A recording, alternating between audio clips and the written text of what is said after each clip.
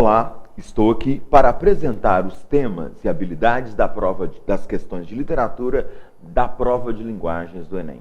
Trouxe aqui primeiro as questões por aplicação. Sabidamente, houve 3 aplicações em 2009, foram 50 questões. 2010, 2 aplicações, 12 questões. 2011, 2 aplicações e 20 questões. 2012, 2 aplicações e 20 questões. 2013, 2 aplicações e 19 questões. Já tem uma média. O normal é haver 10 questões de literatura dentre as 40, tá? Tirando as de língua estrangeira na prova de linguagens. 2014, 3 aplicações e 35. Só reitero, o normal é haver 10 questões. Apresento agora os temas por relevância ou a incidência de temas e conteúdos de literatura na prova de linguagens. 4ª geração do modernismo. Já houve 38 questões. A 4ª geração começa em 1958 com a poesia concreta e vai, evidentemente, até o período aqui em que nós estamos. A 4ª geração é chamada por alguns professores, escritores, de pós-modernismo. Tá? Então, só lembrando, 1958, concretismo, poesia concreta. O segundo item que mais cai são as funções da linguagem, já houve 22 questões. Gêneros e espécies literárias. Os gêneros, evidentemente, são apenas 3, épico, lírico e dramático. Épicos são as narrativas, líricos são os poemas e dramáticos são as peças teatrais. Tá? As espécies são as modalidades de cada gênero, soneto, crônica, conto, tá? Romance. Houve 17 questões que abordavam de forma explícita aspectos dos gêneros e das espécies literárias. Figuras de linguagem vem aqui em 4º lugar com 13 questões. A 2ª geração do modernismo é aquela que vai de 1930 até 1945. É a geração em que há um romance psicológico, por exemplo, com Lúcio Cardoso, com o próprio Graciliano Ramos, que também faz parte do romance regional. E vai haver aquela poesia de caráter mais social, por um lado, caráter filosófico, por outro. Quando eu falo em social, penso em poetas como Murilo Mendes, tá? E Jorge de Lima. A 2ª geração na poesia é chamada de neossimbolismo, a poesia em tese mais espiritual, com Cecília Meirelles, com Vinícius de Moraes no início das suas publicações.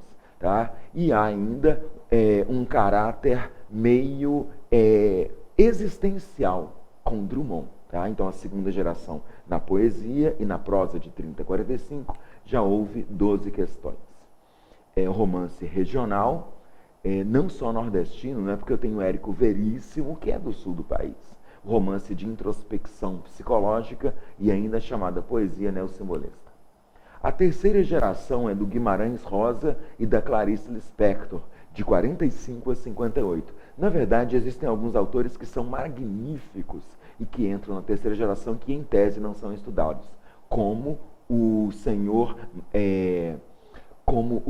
Ariano Suassuna, do Alto da Compadecida. Tá? Dá para colocar aqui o João Cabral, evidentemente. João Cabral, Ariano Suassuna, Clarice Lispector, Guimarães Rosa, até um poeta menos estudado como Mário Faustino, tá? Da geração de 45, bastante bom aqui, 3ª geração, já houve 11 questões.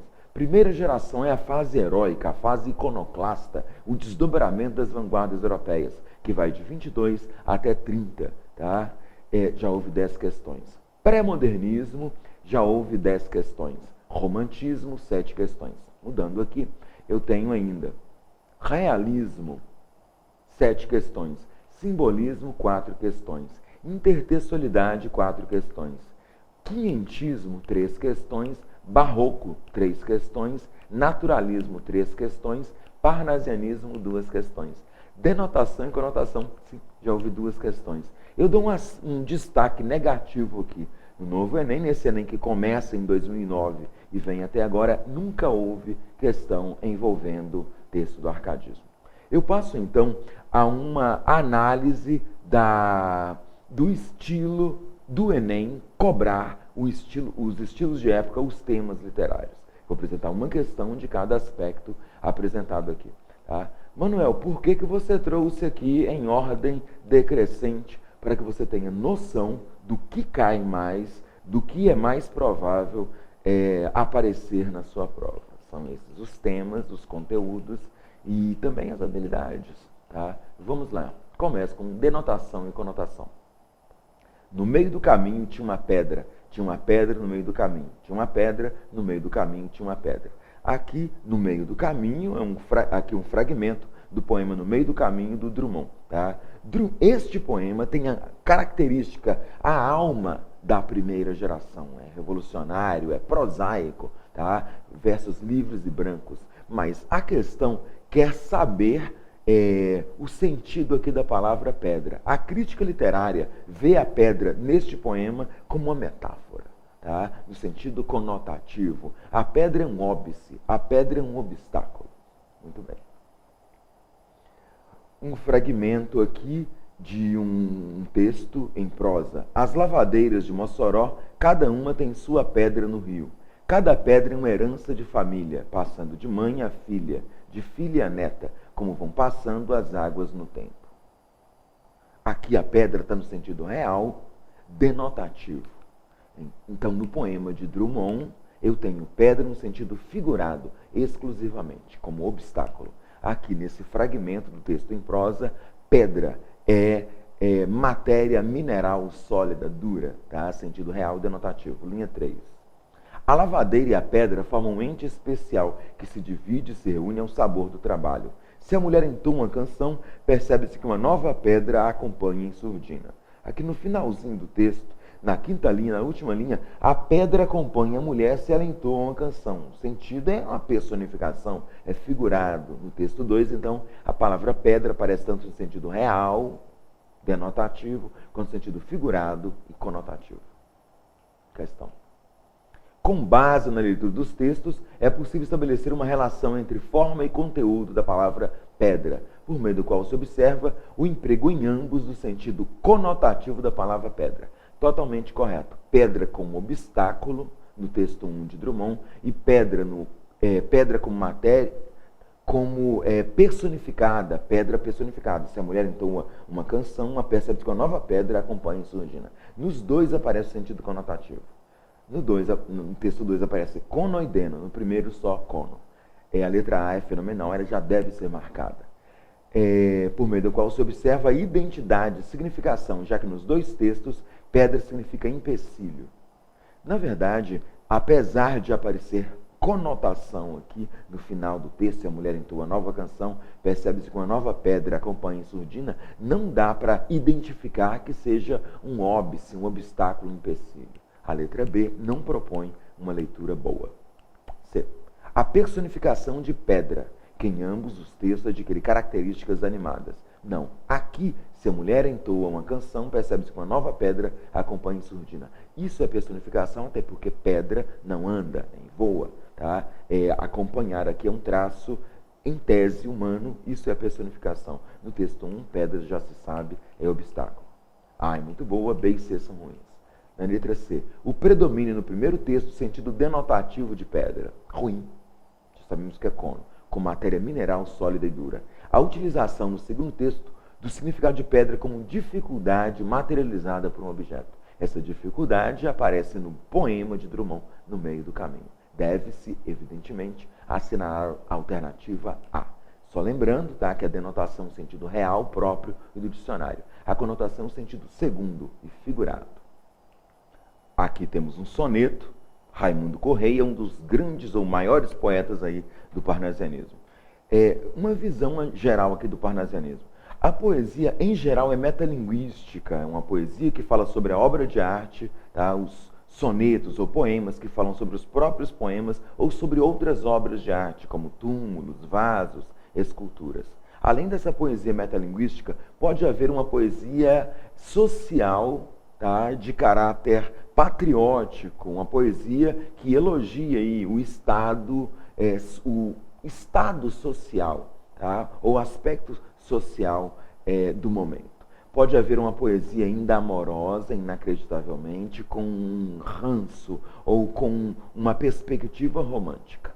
Há ainda uma poesia filosófica. Só lembrando, o parnasianismo, em geral, ele é metalinguístico. Há uma poesia social, poderia até dizer ufanista, inacreditavelmente, que criança ama com orgulho a terra em que nasceste. Não verás país como este.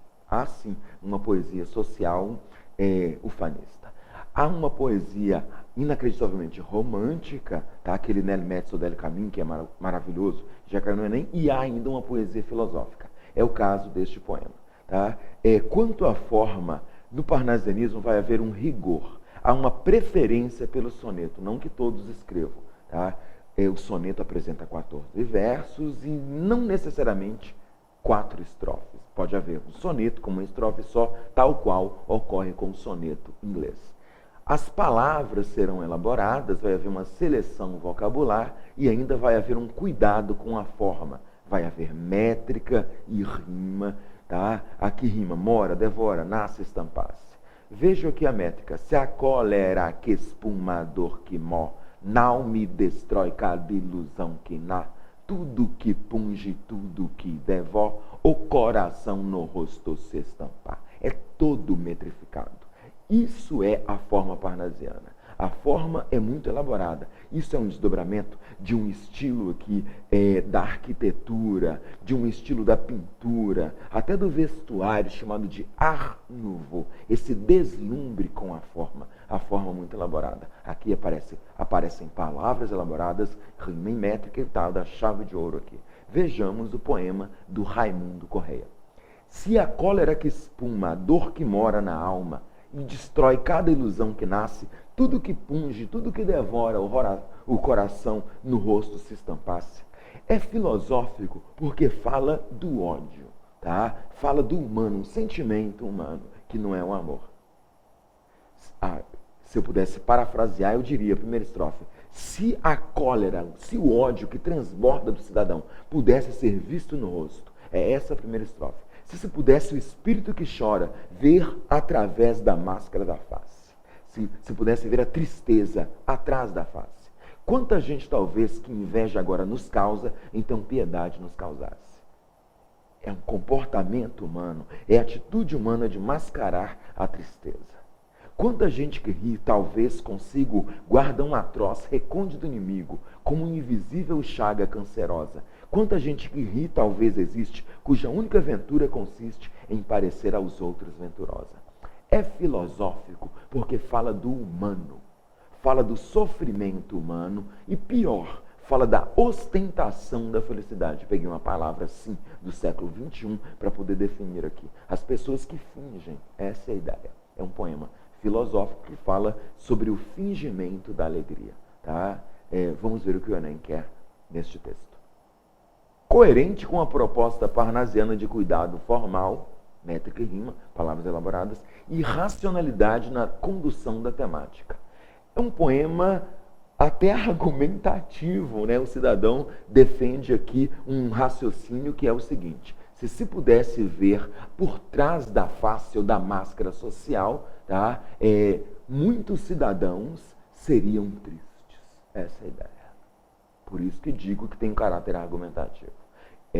O que é chamado aqui de racionalidade na condução da temática. O soneto de Raimundo Correia reflete sobre a forma como as emoções do indivíduo são julgadas na sociedade. Na concepção do eu lírico, esse julgamento revela que a necessidade de ser socialmente aceito leva o indivíduo a agir de forma dissimulada. É uma prova de linguagens. Dissimular é falsear, dissimular é enganar, dissimular, tá?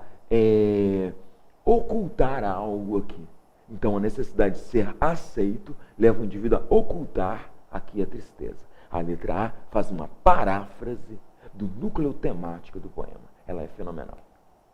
O sofrimento íntimo torna-se mais ameno quando compartilhado por um grupo social. Não há compartilhamento. Fala-se só da máscara da alegria e o que há por trás dela, bem eliminada.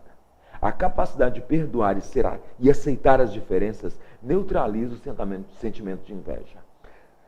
Não se fala em perdoar e aceitar diferenças. O que se fala é de esconder os verdadeiros sentimentos. O instinto de solidariedade conduz o indivíduo a apiedar-se do próximo. Não se fala da exposição dos sentimentos verdadeiros. Então ninguém vai ter piedade do outro, até porque ele parece feliz. A transfiguração da angústia e alegria, a transformação de angústia e alegria é um artifício nocivo ao convívio social. Não se fala que é nocivo, tá? A letra E é um distrator bom, apesar da palavra transfiguração, tá? E não se fala só em angústia, fala-se de sofrimento. É um distrator razoável, tá? Fala-se da transformação de tristeza em alegria, de sofrimento, de cólera, se a cólera que espuma. Então, transbordamento do ódio. Essa é a ideia, tá? Que aparece na primeira estrofe. Sem dúvida que se trata aqui da paráfrase melhor, que é a letra A. Questão muito boa, tá? O comando da questão aborda rapidamente a forma e traz o leitor para fazer uma análise da temática que está muito bem parafraseada na letra A. Boa questão.